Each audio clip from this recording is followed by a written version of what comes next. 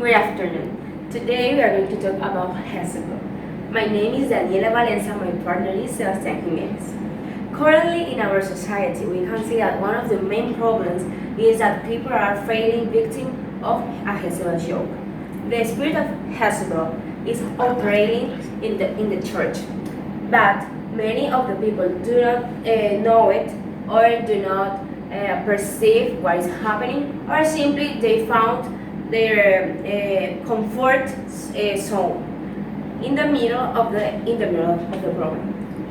Jesus to the early church warns them that Jezebel is controlled them in Revelations 2:20-21.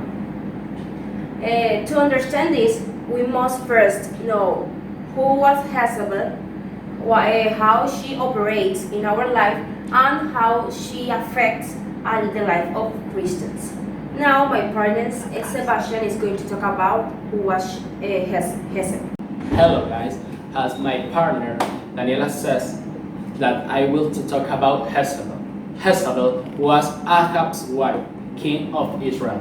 She was a prophet of Baal who practiced witchcraft and sorcery, so much that she was inspired by Jezebel, that is Satan, in order to establish the Phoenician idolatry on a large scale in the kingdom to drive forward his cause. Jezebel caused the prophets of Jehovah to twist or turn away from the path, causing the murder of many prophets, and threatening the life of the prophet Elijah. The prophet Elijah, in the time of Jezebel, had given a prophecy of judgment from God to Israel. The king Ahab, who had for a time left the God of his fathers to follow the God of Sidonians, from where his wife Jezebel came, and with him all Israel common idolatry. So God sent the word through the prophet, in which a total doubt is announced. But Ahab did not worry, because he knew that Jezebel would take charge of the situation. Ahab, he trusted more in his wife than in God. He was haunted to Jezebel by a joke, and the result of being in joke with her devastation. In essence, Jezebel is a spirit of seduction that leads people to immorality and idolatry. As we mentioned earlier, she is mentioned in New Testament in Revelations 2:20-21, in which Jezebel's attempts is shown or described in both past and present to put out the voice of the true prophets of the Lord.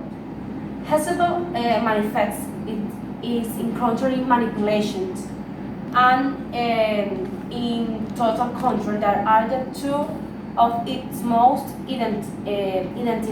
identifiable characteristics, but are the smallest fruit of a rotten tree. The spirit of Jezebel acts in a manner that can deceive you by making you feel that you don't fit or don't don't have friends, that you always are like criticizing or criticisms, that you don't have friends, your family don't like your things, that you don't have anyone in the world that loves you, that in every time you are rejected, and these things and these these thoughts are the plan of Jezebel that she put in their mind, and that is the door that she opened and she goes in. Truth. And we see that in 2 Timothy 3:13, that Jezebel always looked for a way for a people to make a pact with her by causing the word of the Lord to be cut off.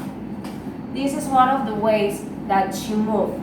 She always see that a person is rejected, so she goes and she plants bad thoughts in their mind, and that with that thoughts we believe it, and we open the door so she can go in and destroy our life, destroy our family, destroy everything that we have, because everything with Jezebel is have devastation, have is destroyed, is don't have fruit, and everything that she take, she destroyed.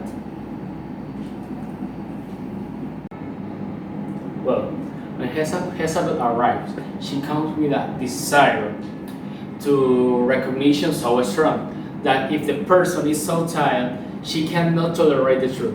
Jezebel manipulates the information to obtain authority and direction. Is legalist, perfectionist, does not respect anyone.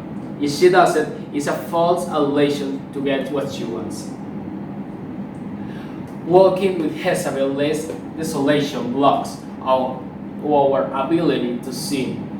We feel discouraged. Without our discernment to know the Lord's affairs, spiritual blindness, ego, and sense to work. So it happens to Ahab. As he was already separate from God, it's most easier to her to get a total spiritual blindness and a codependence on her, which ended up doing everything she said, for which he became the worst king of Israel in 1 Kings 16:30 to 33. We can see that history. And finally, Jezebel demands us an identity proof who we are.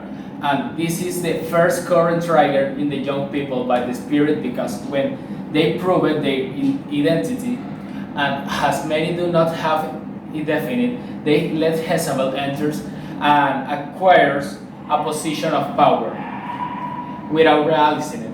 So they succumb to their deception.